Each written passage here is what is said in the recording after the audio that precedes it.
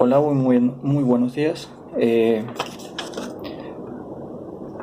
Bueno, voy a hacer un breve video, ¿no? Un breve video para, bueno, con única finalidad de poder dar a conocer con fundamento bíblico.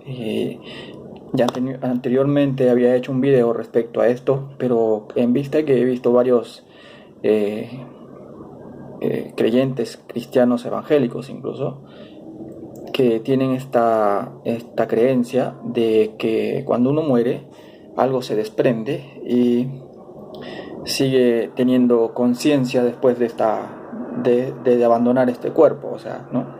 Eh, Ellos creen que al momento de morir se desprende algo de este cuerpo que le llaman alma, ¿no? Pero la palabra de Dios no habla de un tercer elemento que se desprenda del cuerpo, llamada alma, que tenga conciencia, que es o sea, lo dicen nuestra alma, que nosotros al morir, dejamos este cuerpo y sale el alma y tiene conciencia, ¿no? Pero la palabra de Dios dice claramente, ¿no? Por eso es muy importante leer, escudriñar las escrituras. Hay un texto que es muy claro, que está como testimonio. Escudriñad las escrituras porque a vosotros os parece que en ellas tenéis la vida eterna. Y ellas, dice, son las que dan testimonio de mí, o sea, de la verdad, ¿no? La palabra de Dios. Dan testimonio de la verdad, ¿ya? Entonces, el otro texto fundamental que dice que si nosotros, que hay un solo evangelio que es el de Cristo Jesús, no es que haya otro, dice, sino que ya, o sea, desde aquel tiempo del Señor Jesús, ya se han levantado personas, ya imagínense inspirado por quién, por Satanás, para pervertir el evangelio de Jesucristo. Entonces dice, por lo tanto, si nosotros o un ángel del cielo anuncia un evangelio diferente del cual ya se ha anunciado, sea anatema. Anatema, así de sencillo. Entonces, tenemos que tomar en cuenta esos textos. Y también, que está en el libro, creo que de Deuteronomio, y en el libro de Apocalipsis, donde nos advierte que no podemos, que no debemos aumentar o añadir ni quitar palabras a lo que ya está escrito. ¿En qué sentido? Tanto como aquellos hombres que se han levantado para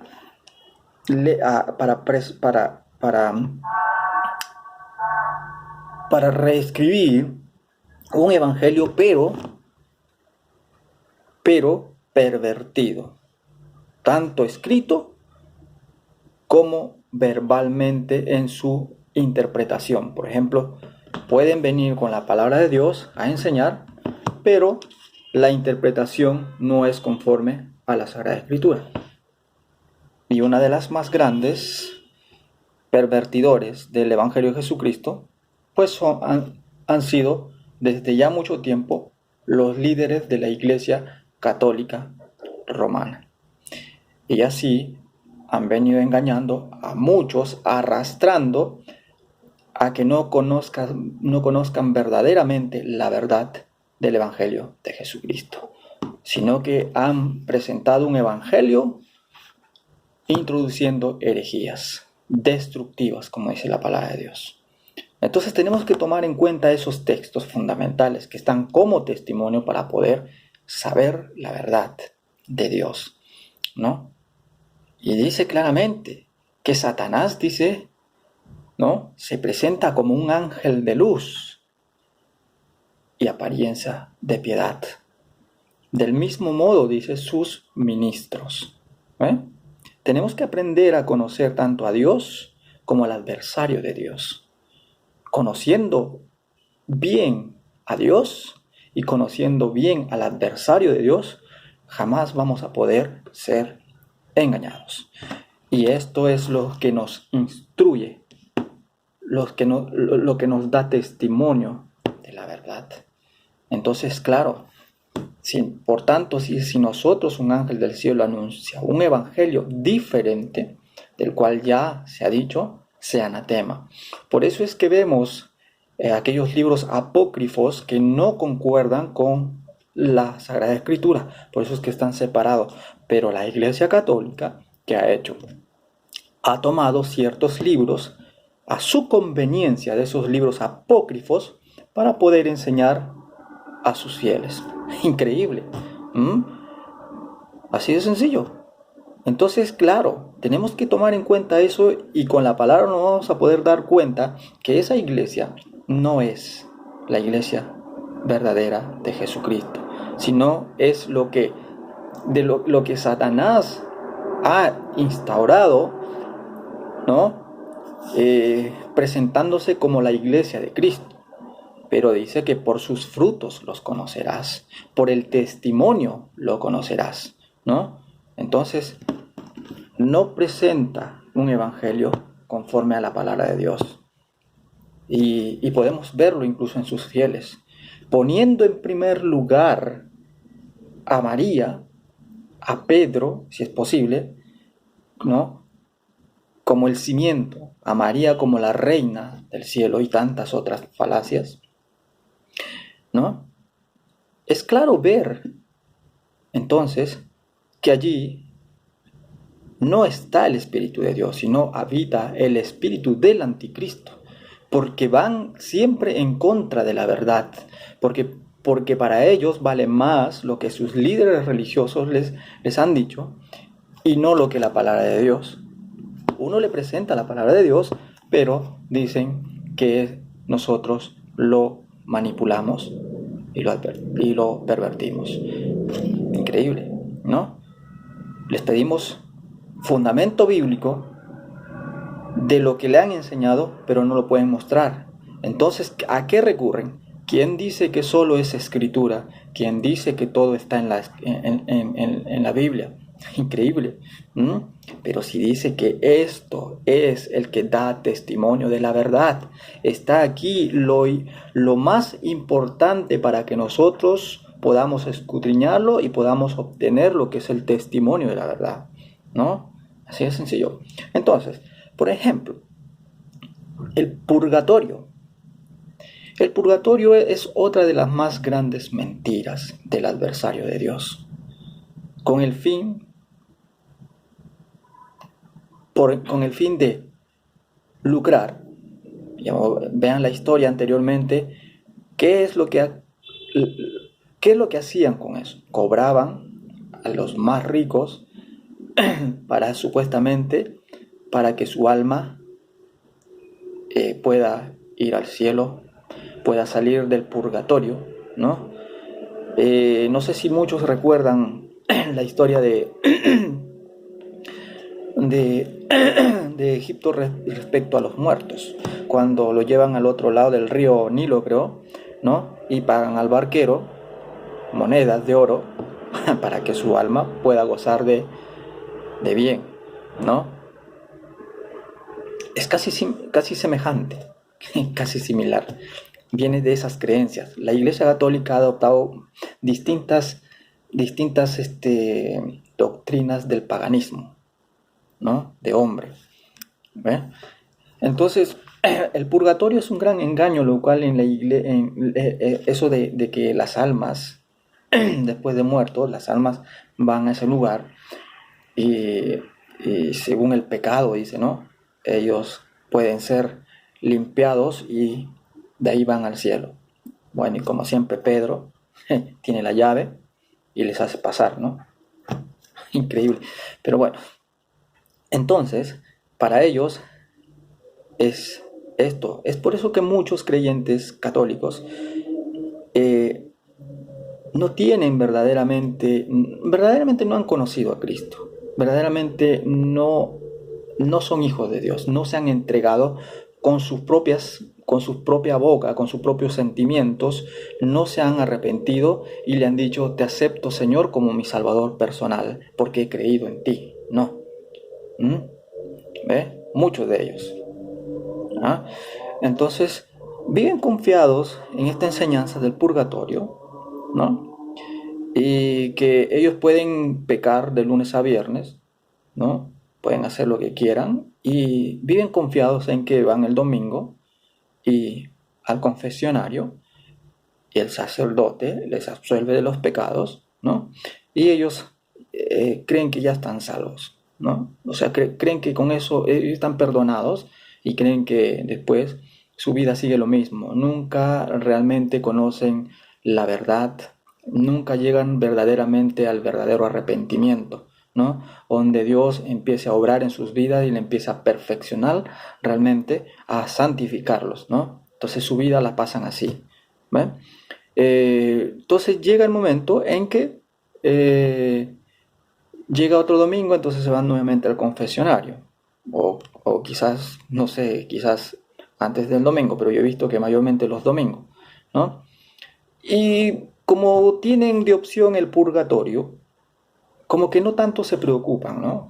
Como están en vida, como en ese momento, como están aquí, no sienten realmente, se olvidan y creen que tienen una chance después de morir, ¿no? Y entonces tienen una chance que pueden ser purificados, ¿no? En ese purgatorio un tiempo y van al cielo, ¿no? Lamentablemente no entienden que la salvación es personal, estando en vida, ¿no? La salvación es personal y la obtienes estando en vida.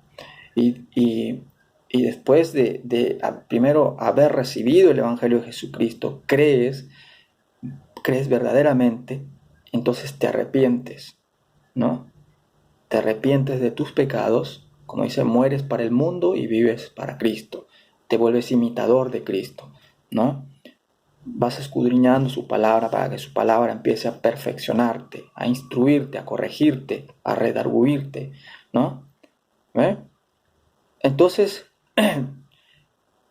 eso es lo que ellos así les han enseñado, es por eso que ellos no llegan realmente a la plenitud del arrepentimiento, no tienen una fe genuina, ¿no?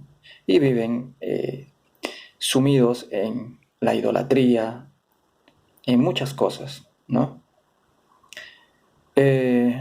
Entonces el purgatorio es esto de que cuando uno muere y sale algo, ¿no? de nosotros, que somos nosotros, supuestamente nuestra alma, algo invisible. Muchas iglesias cristianas evangélicas también tienen esta creencia, pero la palabra de Dios no nos habla así. La palabra de Dios desde el principio nos dice que Dios nos creó con una naturaleza de carne, ¿no? Esa es nuestra naturaleza, ¿no? Entonces formó al hombre del polvo de la tierra, ¿no? Utilizó polvo de la tierra, ¿no?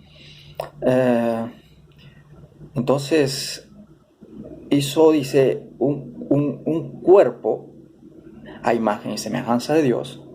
Y luego para que ese hombre para que ese cuerpo pueda vivir y llegue a ser un ser humano, entonces dice, insufló hálito de vida o aliento de vida o espíritu de vida, introdujo espíritu de vida.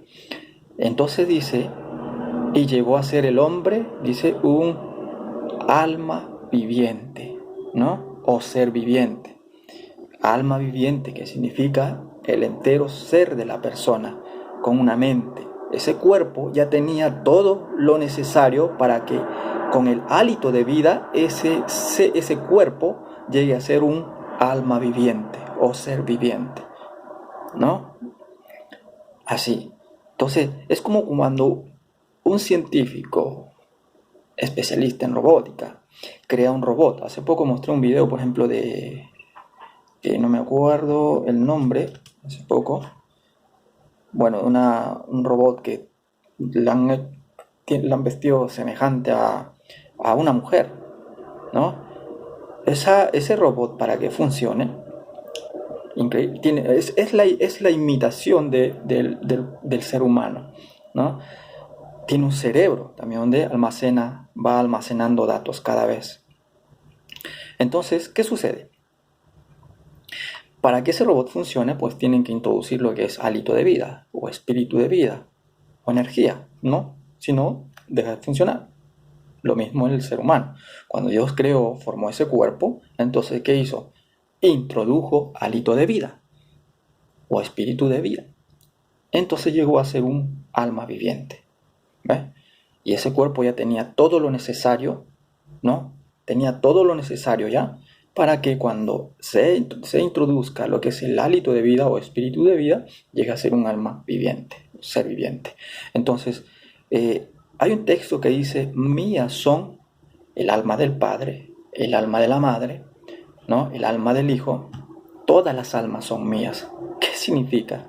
La persona, el entero ser de la persona, no un tercer elemento que se desprende del cuerpo. Nuestra naturaleza es de carne, ¿no? Por eso es que todo dice que en la mano del Señor, dice, está, yo hago morir y yo hago vivir, yo sano, yo hiero y yo sano, y no hay quien de mi mano libre. Más allá nosotros no podemos saber de las cosas de Dios. Tenemos un límite. Son misterios que solo Dios lo sabe. Y quizás en algún momento, cuando estemos con Él, nos lo revelará, ¿no? ¿Ve? Entonces, cuando el hombre pecó, vemos claramente donde Él determina algo. Dice, he aquí, el hombre es como uno de nosotros, sabiendo el árbol, sabiendo la ciencia del bien y del mal, ¿no? Dice, entonces dijo que no alargue pues ahora su mano y tome también del árbol, el fruto del árbol de la vida, y coma y viva para siempre. Determinó que el hombre no sea eterno, porque Dios creó al hombre con el propósito de que sea eterno. Y la vida y la muerte está en sus manos de Él. Por eso Él dice, yo hago morir y yo hago vivir. Y no hay quien de mi mano libre. Yo hiero y yo sano. Y no hay quien de mi mano libre. Porque yo soy Dios, dice. Él es el Dios Todopoderoso. Es increíble. Entonces, la vida depende de Él, en que tú sigas existiendo. Después del pecado del hombre, si a Él le placía, no daba la promesa de volver a dar vida al hombre, sino lo dejaba ahí, porque en Él está el poder de la vida y la muerte. Él dice claramente, yo hago morir y yo hago vivir, yo hiero y yo sano y no hay quien de mi mano libre. Él tiene el poder, porque Él es el creador. ¿Ok? Entonces, Él determinó que el hombre no viva para siempre desde el principio. Lo dijo claramente. Él lo determinó. Luego más adelante dice, ¿no? Luego más adelante dice, cuando la maldad de los hombres había aumentado en la tierra, dijo, no contenderá mi espíritu con el hombre, porque ciertamente él es carne, dice, y determina el tiempo de vida. Lo que vivían los 150, creo, Matusalén, empezaron a disminuir sus años de vida, porque él dijo, mas serán sus años 120 años. ¿Ok? ¿Se da cuenta o no? Él es el que determina el tiempo de vida. Después de determinar el tiempo de vida, ya no el hombre, o sea, empezó ya a disminuir sus años de vida. Pero si el Señor Dios no hubiese dicho nada con su palabra, e incluso si el hombre no hubiese pecado, pues el hombre seguiría viviendo. Seguiría viviendo, porque ese es el plan de Dios desde el principio al haber creado al hombre. Y lo puso aquí en esta tierra, para que gobierne, ¿no? Pero el hombre pecó, entonces él determinó que el hombre no viva para siempre, dice. Que no alargue su mano, dice también, y coma del fruto, o sea, del árbol de la vida, para que no viva para siempre, ¿ve? Y determina los años de vida, 120, más sus años serán 120 años. Pero no quedó ahí. En su amor y en su misericordia, ¿no?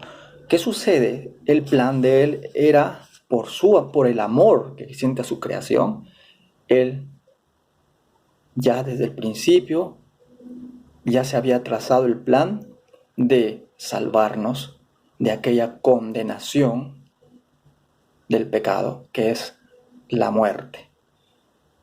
¿Se dan cuenta? Ahora, tenemos en la palabra de Dios acerca de, hay muchos textos, hay uno bien claro en Eclesiastés, ¿no? Donde nos dice que el hombre, dice, cuando muere, ya nada sabe, ya nada hace, ya nada siente. Su memoria es puesta en olvido. Eso es claro. Después de muerto, él ya nada sabe, ya nada hace, ya nada siente. Su memoria es puesta en olvido. Ya no tiene noción de nada. Ese es un misterio que solamente Dios sabe. Y también dice que tampoco tiene ya nada parte en lo que se hace debajo del sol. O sea, está hablando dos mensajes. Tanto después de muerto, no tiene conciencia. Y también no tiene parte en lo que se hace debajo del sol en este mundo. ¿Se da cuenta? Es claro. Entonces, ¿qué es lo que él luego, desde el principio se había planteado? Es el de librarnos de esa condenación que era la muerte eterna. Porque la paga del pecado es la muerte, más la dádiva de Dios es vida eterna. Por cuanto todos pecamos, dice, estamos destituidos de la gloria de Dios. Y eso es lo que Dios se había ya propuesto desde el principio de la desobediencia del hombre, en salvarnos, librarnos de eso.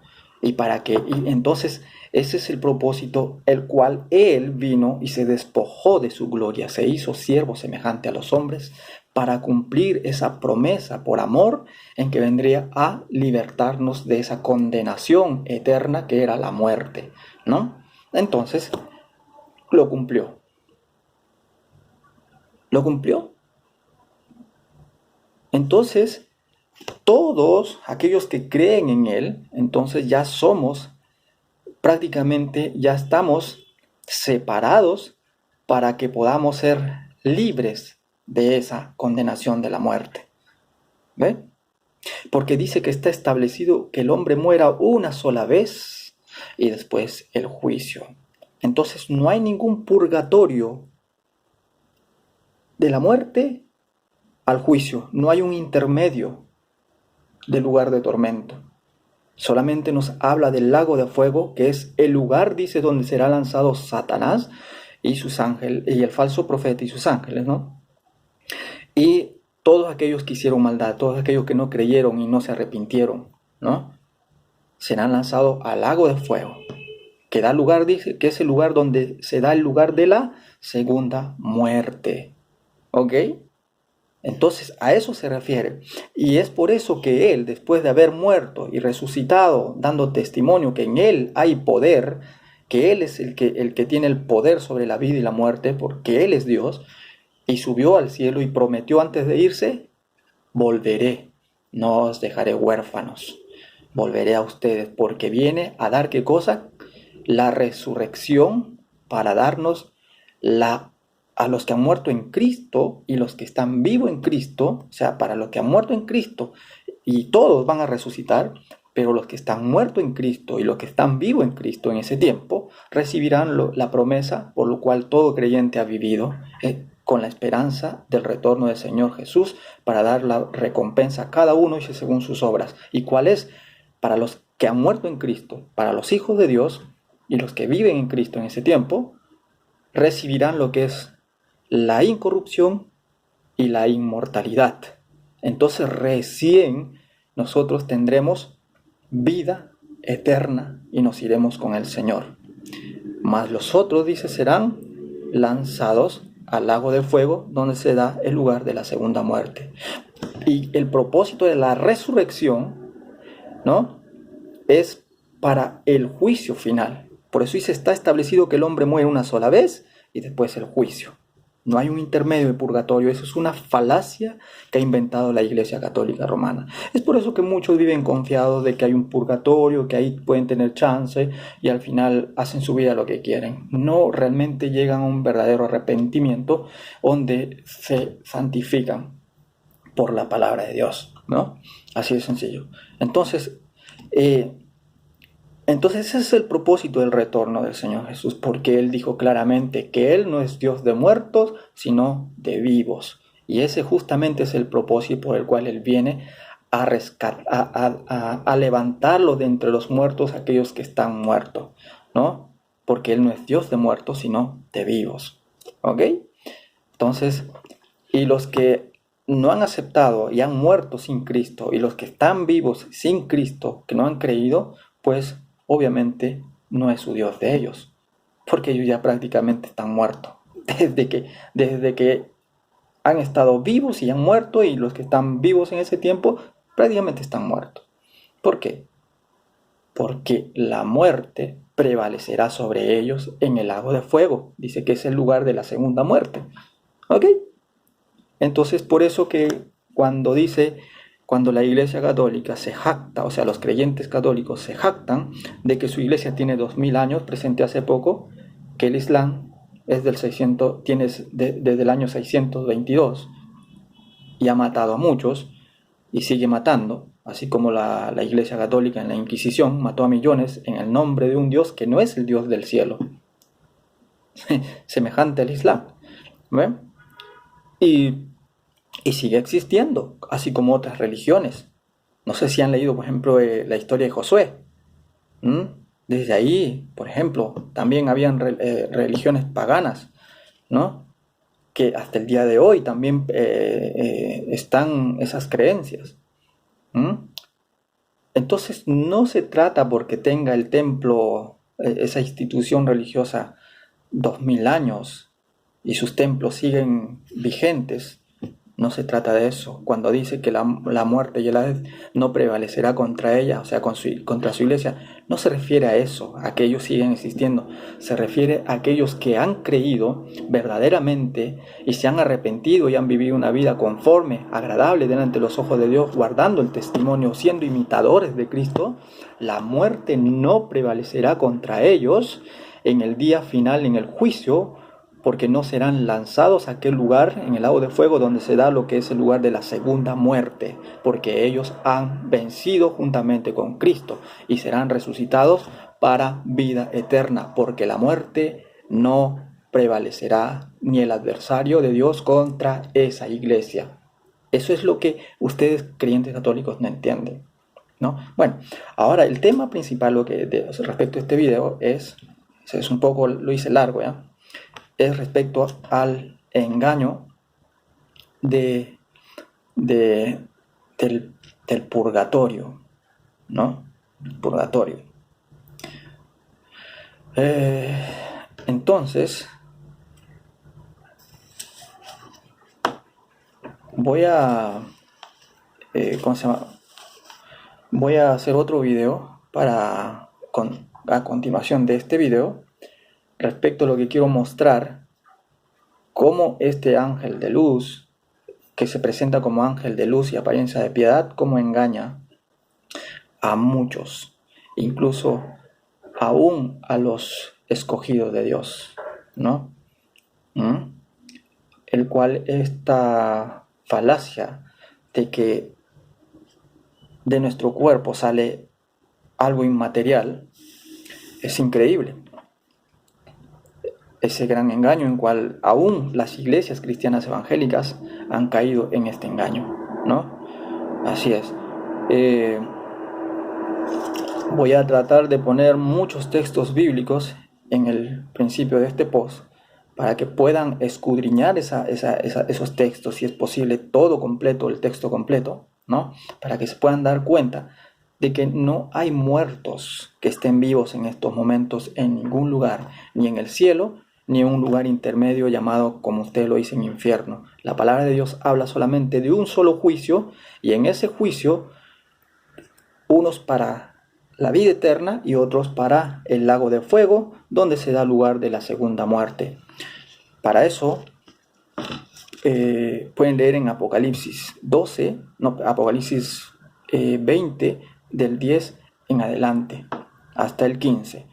Y van a poder darse cuenta, ahí habla del lago de fuego, ¿no? Del lago de fuego, que es lugar de la segunda muerte. Así que, mis estimados creyentes católicos, la palabra de Dios dice bien claramente que solo uno subió al cielo de entre los muertos, aquel que descendió del cielo, ¿no? Aquel que descendió del cielo, murió y resucitó y salió triunfante, porque él dijo ya desde la antigüedad proféticamente: oh muerte, yo seré tu muerte y seré tu destrucción. Y en 1 Corintios nos da a conocer 15, 51 al 58 y 1 Tesalonicenses 4, 13 al 18, nos da a conocer acerca de lo que Él viene ya a libertarnos de esa condenación de la muerte. Porque Él no es Dios de muertos, sino de vivos. ¿Ok? Escudriñen. Ahí voy a poner los textos bíblicos, los versículos bíblicos, y pueden leerlo completo. Entiendan, crean en la palabra de Dios. No hay ningún purgatorio. No hay personas que están en estos momentos vivos, con conciencia, ni en el cielo, ni en un lugar de tormento, porque no hay. Hay un solo lugar que habla la Sagrada Escritura. Los otros textos que ustedes presentan son textos mal interpretados, que les han enseñado estos supuestos maestros, ¿no? Por ejemplo, de Rico y Lázaro. Rico y Lázaro